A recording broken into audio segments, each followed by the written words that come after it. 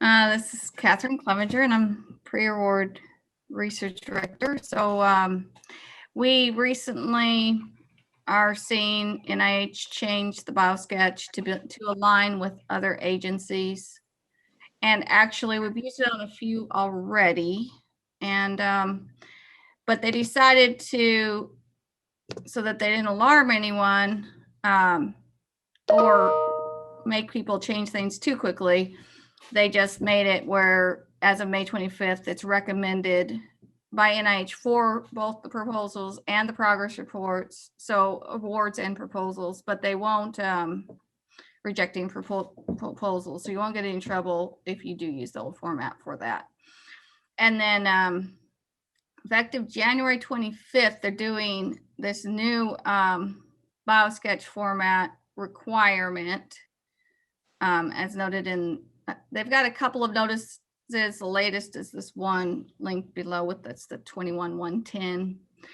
And what we're seeing and some of the things we're learning, I'll just grab as we're going. And I might screen share the sample on one section. So some of the faculty, at least a couple of the faculty already have gone to the Science EV approach, especially if you're doing multiple agencies. It includes IES for education, NSF, NIH, possibly certain other federal ones, but those are the main ones I know about that are using the Science EV. And so you can easily create different types of biosketches that way. But that is just one option, because of course, if you're just doing a proposal, it could be easiest to just do the Word document, template that basically is, they really haven't changed that template. It's still the same as just with the same, that's good through 2023. So then there are some capabilities with the Science EV if you're actively involved with several proposals, where especially if you have an ORCID ID, and an ORCID ID right now is not required for faculty. It is required for predoctorals and the postdoctoral, the career development type awards. And I know that some of the faculty do have ORCID IDs. So with that, you can easily have your publications, all as part of that. So enough with that. And if people want more information on the Science EV, then of course I can, probably help with that. I know in the past you're able to add other users and stuff. So so in the section A, it is still a personal statement like before, and the top header information is still the same with your name and Commons ID and so on. And then in the instructions, they say may include. There's also a frequently asked question that they answered where they said should include the completed and ongoing research projects from the past 3 years that are relevant or you want to draw attention to. So take that as you will. It's not a total requirement, but it might be something you want to include in your personal statement.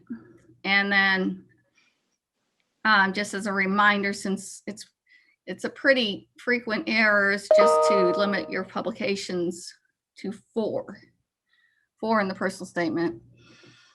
And then of course they want about half a page, although sometimes it's a little longer, but around half a page for that personal statement to describe your qualifications and background and such.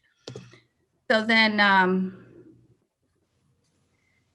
section B is actually a little bit different because you're reversing the order. And the other thing is in the sample, and we tried it use it in at least one application where they're putting your peer reviews and your other appointments in with your positions so that you see it all together. And so that's kind of a difference, because people have always, in the previous positions and honors versus the renamed positions, scientific appointments and honors, always put them separate in 3 separate lines within that section B. And I guess you can still do it that way if you want to, but that's not how they do it in the, and actually I'll show you that. Here, let me just share that sample real quick. Just so you can see. Also in like when I was talking about section A, like this is what how they showed in the sample. They showed, you know, the person just kind of having a sentence and showing some of the information for that ongoing and pending support. And then in the positions and honors, see study section member he put up here with the professors. So it kind of, I guess it kind of like shows all your different positions as well as the kind of activities you're doing during that same time period. I guess maybe that's why they're putting it together like that. So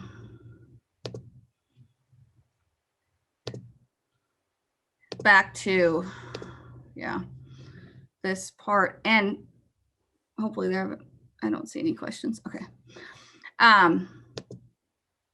So when we go on to section C, none of this, so section C really has not changed. So if you have a section C you're happy with, although then you just update it.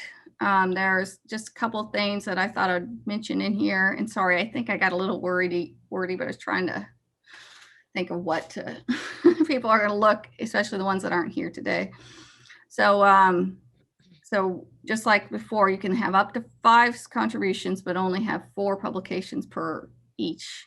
And no URLs for those, and you don't have to have a DOI or PMID, but if they are from NIH funded, then you do want to include that PMCID number in there, but not as a link.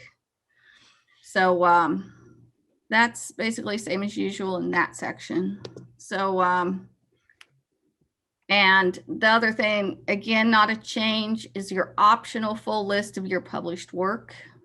And many of you here, maybe, yeah, most of you here, I think, are already doing that link, depending on how much NIH you do. So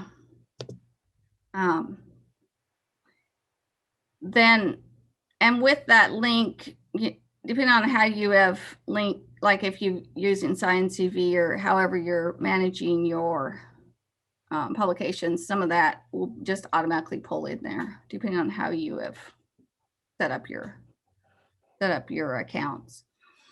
So then just because sometimes I see that, yeah, no hyperlinks individually, just the one URL of the full list if you include one, and must be government, cannot be some of those other scientific publication lists. So then in section D, it's really different because it's just gone for research.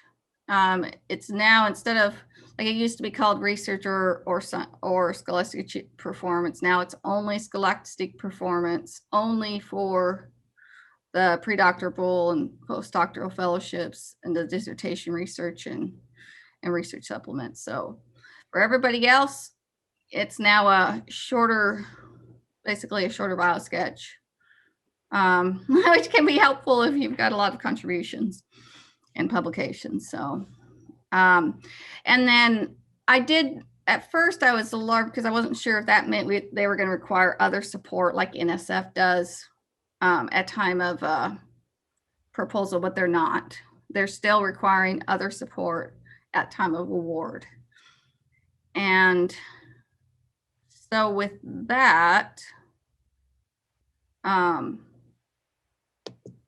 the other support, they're also doing the 2-phase where they're recommending and then requiring, but they're changing it to where you have to actually sign the other support page. And that's for your RPPRs and your other award documentations, as well as your just-in-time.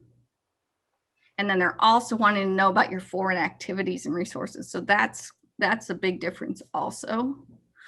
especially including translated copies. I don't know that's going to apply to a lot of people, but there are some that do foreign appointments and such. So that's just something to be aware of. And then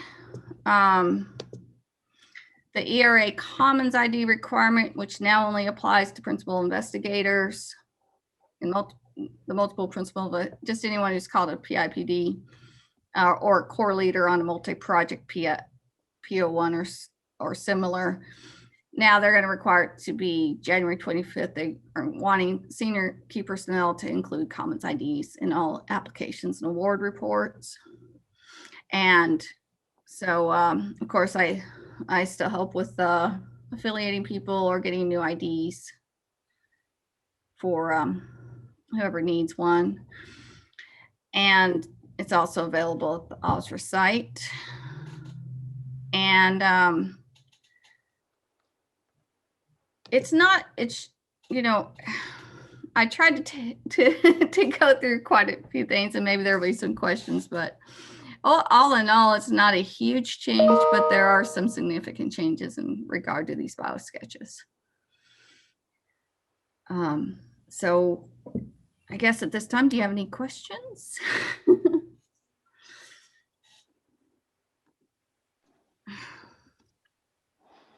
This is Marat. I was wondering, is the website, the My Bibliography website, and the My, I'm looking right now on the piece of paper exactly the name of it, where I have everything already in there. Have they updated the form yet so I can just generate from my existing bibliography the new format? I believe they have. I do think they've got both options available. I could double check that. After. No, it's okay. It's sometimes they seem slow and have the wrong dates that they're generating out of that thing. And so it would be very nice. It's the My NCBI app, if you will. But all right, that's great. Thank you. Are there other questions for CJ?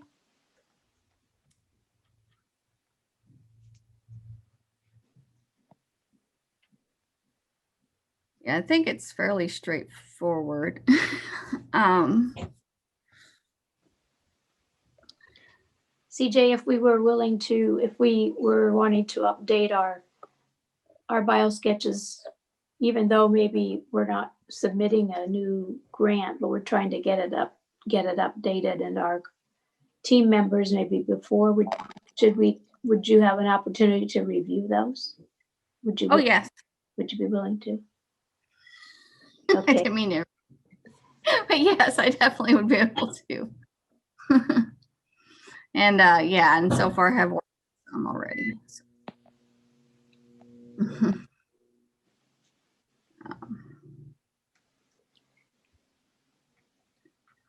And I guess, see. So I think what I'm hearing is I think there aren't any questions. And if that is the case, we probably could adjourn. I don't want to rush this though, so I think I'm going to pause here just to make sure.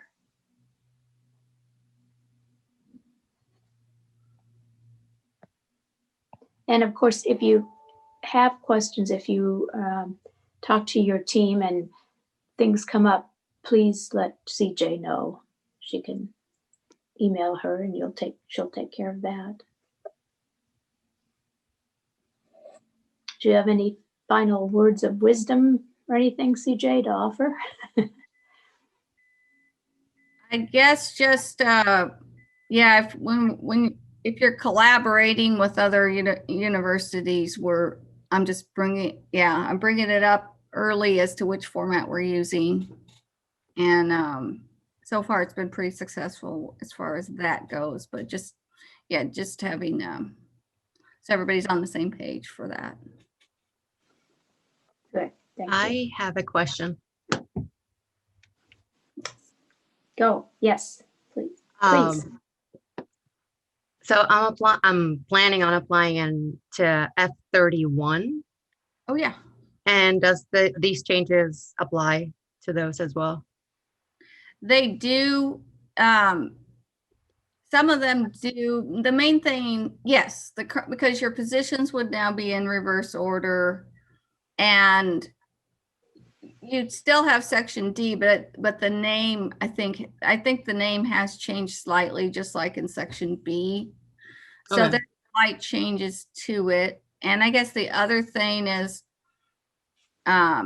if you don't have is this your first F31 here, or do you have? Yes.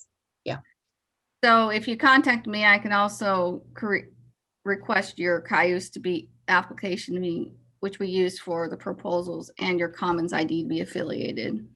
Okay. in advance. Like the next deadline I know is August, and then it's like December. So. Okay.